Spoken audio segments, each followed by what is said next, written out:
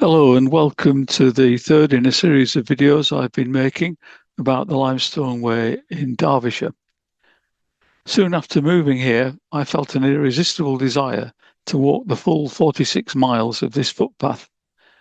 The route is well marked by this logo of a green sheep's head inside a circle. Let's start with a few highlights of this next section. I wonder how many of these places you'll be able to recognise. Going from left to right, the answers are the famous pub at the starting point in Bonsall, then some fields near the Via Gellia, Brassington Parish Church, Hipleydale Rock Shelter, the Ford in Bradburn Brook, and Ascension Day in Tissington. As you can see from the map, this long-distance footpath is surrounded by several big cities. The Limestone Way starts at Castleton and runs mostly south through wonderful limestone scenery and small villages as far as Rocester. Obviously, you'll need the guidebook, which can be ordered from Derbyshire Dales District Council in Matlock, and don't forget to obtain the relevant map known as OL24. The route from Bonsall to Tissington is 9.5 miles across remote upland scenery, passing old lead mines and active quarries.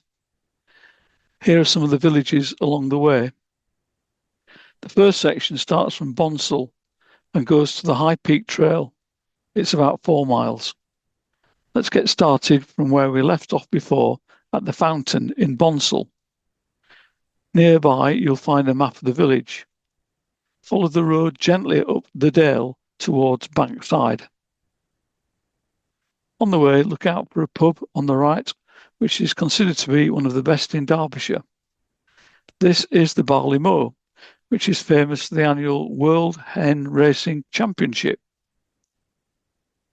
However, according to the BBC website in August 2025, this pub is struggling with rising costs. Continuing up the dale, you'll soon reach the chapel. Follow the path up the bank to the right of the chapel and through quite dense undergrowth. Trend across to the right and you'll reach a walled track known as Byway Lane. Continue uphill, then straight ahead through a series of stiles. Here's another one, and another one. The Limestone Way crosses Bonsall Moor, heading towards the hamlet of Ible. As you can see, dotted lines of the footpath run parallel with the woodland and main road of the Via Gellia, which is named after Philip Gell, a local industrialist who built the road in the late 18th century. The ground is rough and pitted with conical depressions from centuries of lead mining. Nearly all the mine shafts have now been capped with concrete sleepers. Bonsall Moor, sometimes called Bonsall Lees, has been designated as a site of special scientific interest because of all the unusual variety of nationally rare plants, such as alpine pennycress, bee orchid, and fly orchid. Here are some more, going clockwise from the top left. Common knapweed, common spotted orchid, heart's ease, and eyebright. The Limestone Way continues roughly west across the rough moorland with just the occasional marker posts. Look out for a crossing point over a deep rake.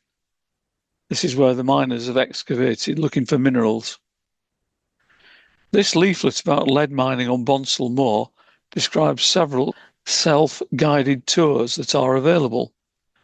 Other leaflets can be obtained in the same series, so if you'd like to place an order, just pause the video and use the QR code. Now, bear right, passing a huge rock. There's evidence of once having been used by the miners.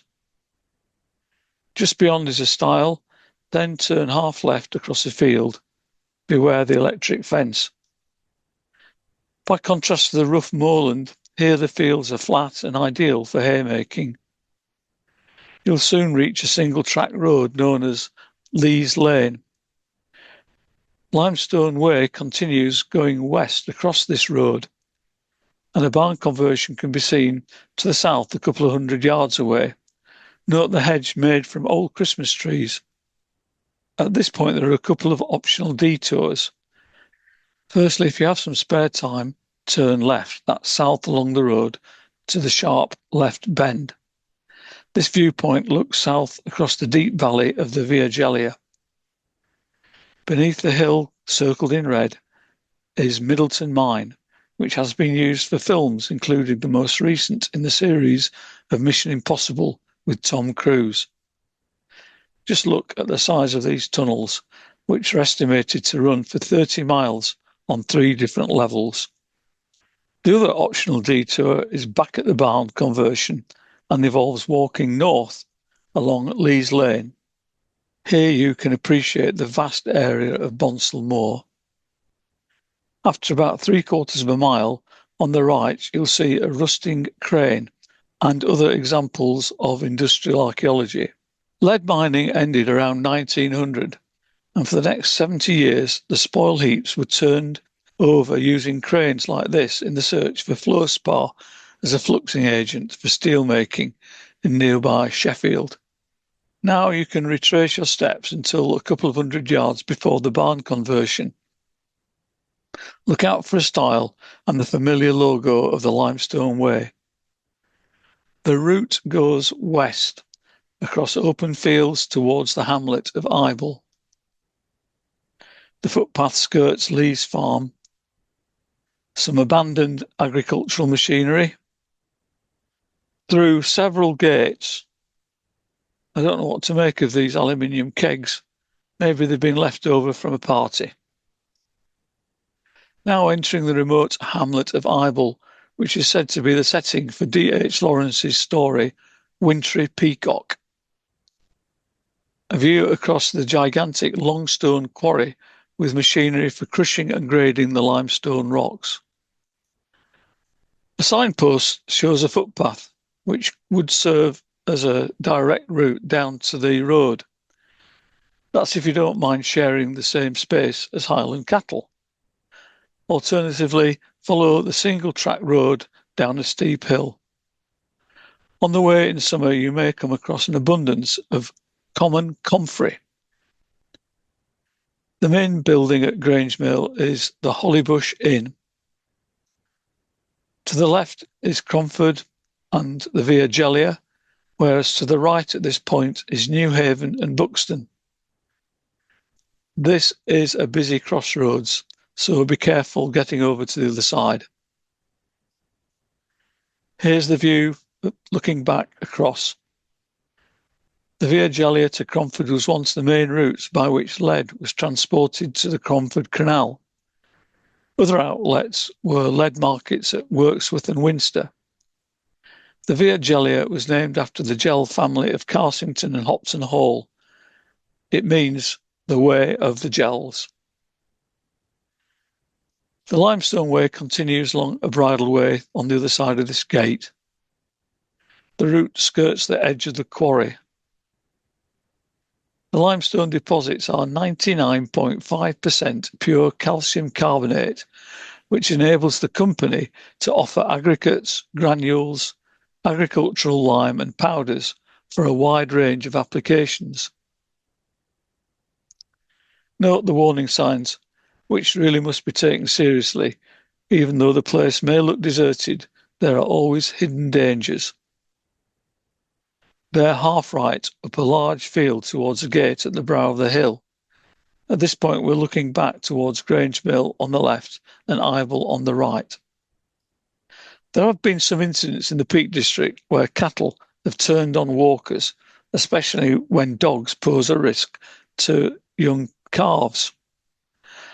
I don't mind getting close to cattle since they must have quite a dull life, and walkers will probably be the most interesting thing that happens to them all day. This hill does seem to go on forever.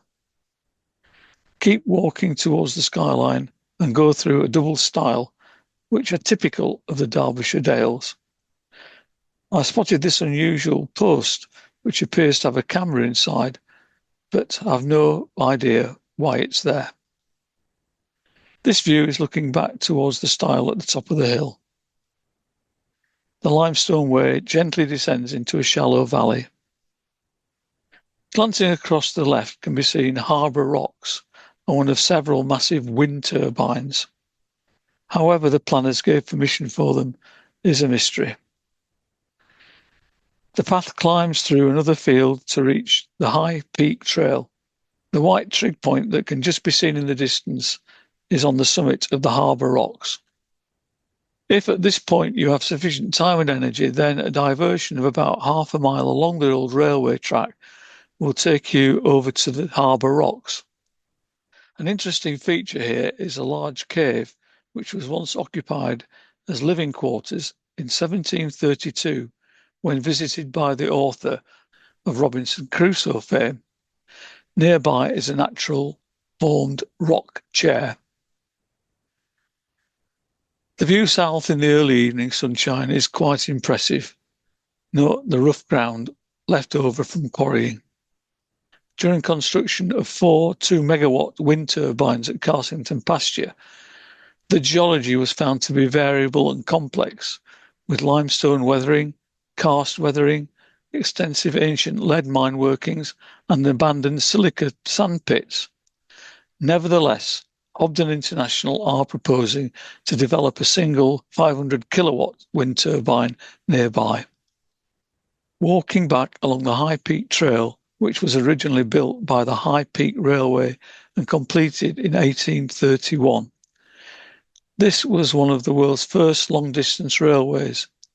It carried rocks and goods over the Pennines between the Cromford Canal at Cromford Wharf and the Peak Forest Canal at Worley Bridge. These steps are where the Limestone Way goes into the fields above Brassington. It marks the official end of the section from Bonsall.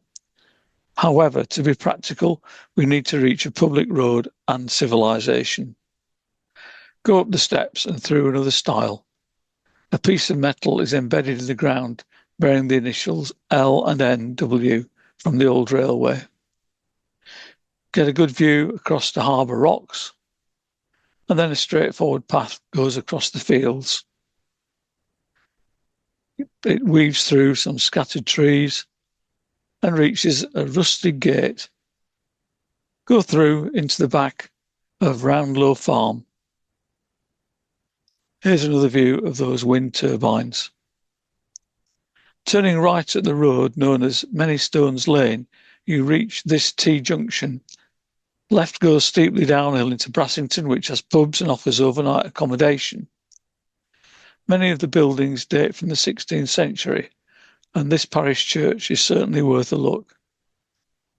At this stage, we are halfway to Tissington. The next stage is 5.5 miles. You'll still need the same guidebook and map. Back at the T-junction, turn right up the hill. If you are lucky, there will be some happy alpacas nearby. Cars and lorries come speeding up and down this hill, so you must be careful. Turning off the road at a gate on the left, you continue through to another gateway. Off to one side can be seen a red brick tower on a steep rocky outcrop. This was a World War II Royal Observer Corps post. It was equipped with flares to warn friendly aircraft off high ground when there was poor visibility. Cross the brow of the hill to a stile, then follow the marked path. Trend to the right and immediately left around a limestone outcrop with fine views beyond. Soon the Rocester rocks come into view. Descend to join a walled lane. This is somewhat overgrown. And this is the view looking back to where we've just come from. The walled lane joins a single track road at a sharp corner. Continue walking downhill. Isn't it strange how cattle so often stand in a single line? The Rocester rocks can be seen, although to actually stand on top of them is more like a jungle adventure, and I can't recommend it. for the faint-hearted. Pasture Lane soon reaches the B5056 road. This is looking at the junction from a gate on the other side of the road. Here's the gate and the Limestone Way continuing uphill. Before going through the gate, you might like to consider another detour, this time to some caves, or more accurately, rock shelters. They are located a couple of 100 yards away, going south down the gorge, but there's no pavement and access is difficult, so you might just be content to view my photos. Hipleydale Rock Shelter goes back 90 feet into the hillside. It has a large double entrance, 37 feet long by 16 feet high at the base. There are two parallel passages. The left is about 12 feet square and reaches a blank wall after only 28 feet. The right-hand passage is 18 feet wide by 13 feet high, but pinches out after only about 26 feet. About 100 feet to the east is another small rock shelter with a double entrance at the base of the cliff. Going back to the road junction, pass through the gate and follow the track as it winds gently uphill.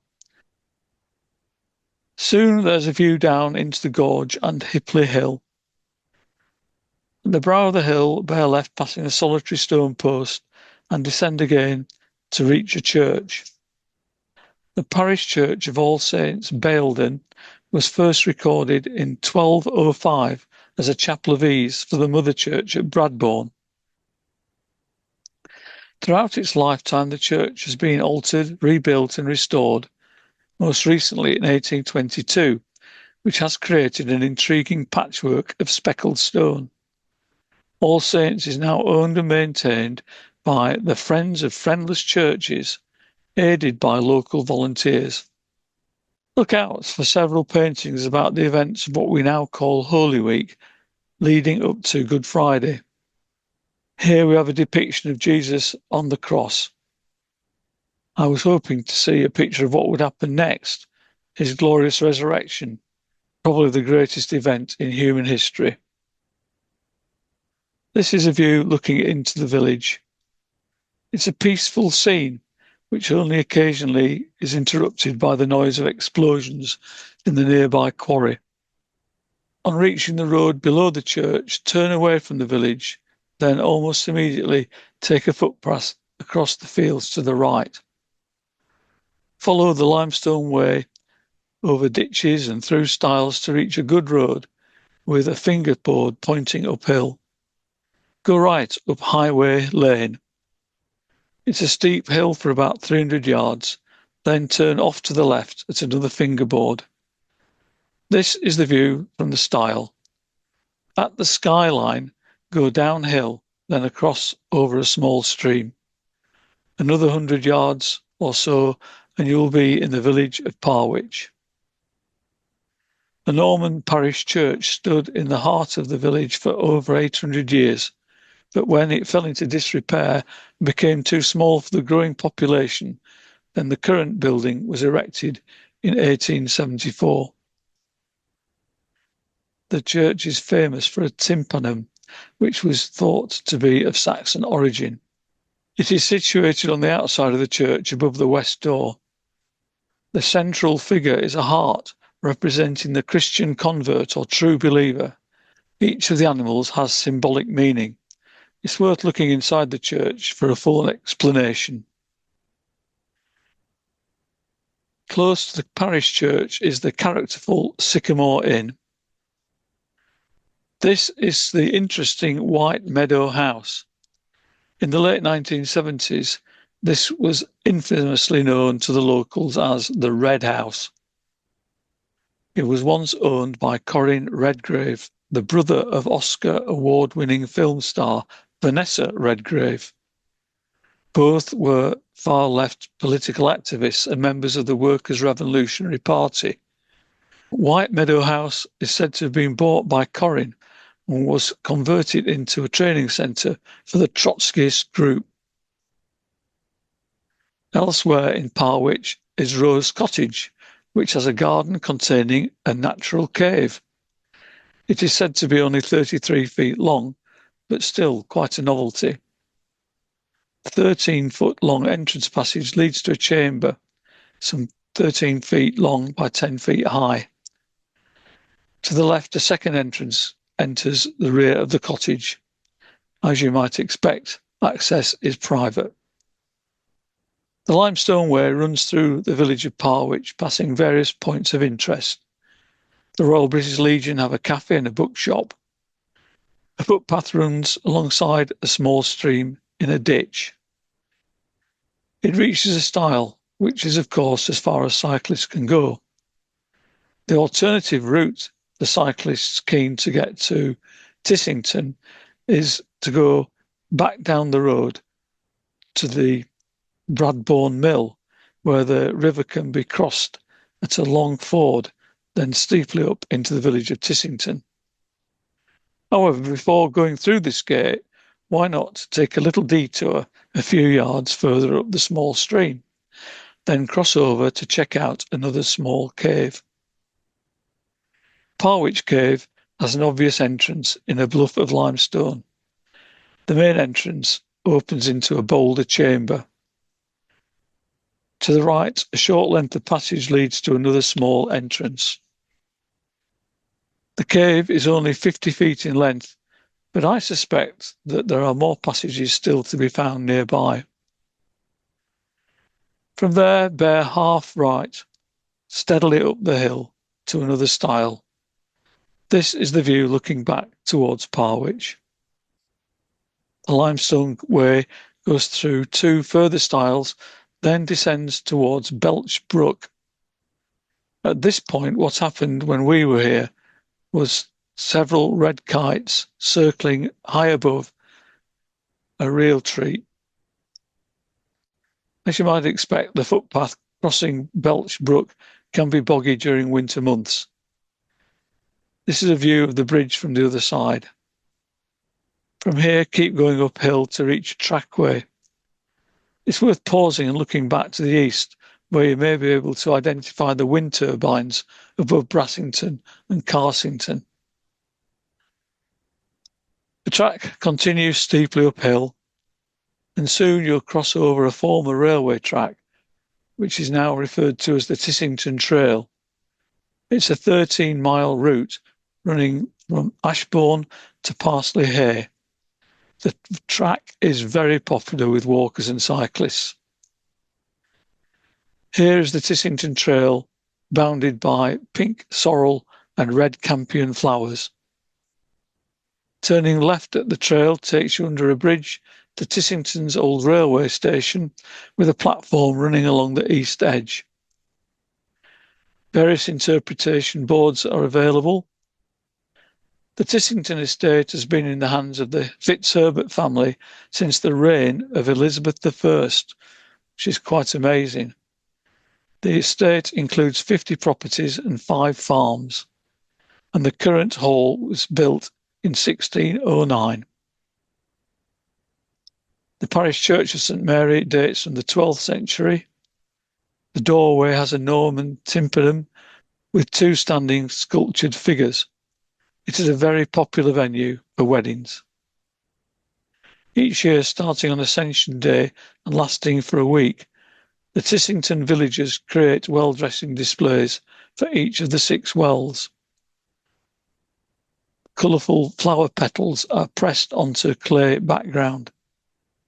Well-dressing was originally a pagan custom to honour the spirit or nymph of each water source, but early Christians tried to put a stop to it. However, the tradition refused to go away. Tissington revived well-dressing in 1349 as a thanksgiving for the village being spared a terrible outbreak of the Black Death that wiped out almost half the UK population. Well, thank you for following this so far, and I hope that you'll be able to join me on the final video very soon.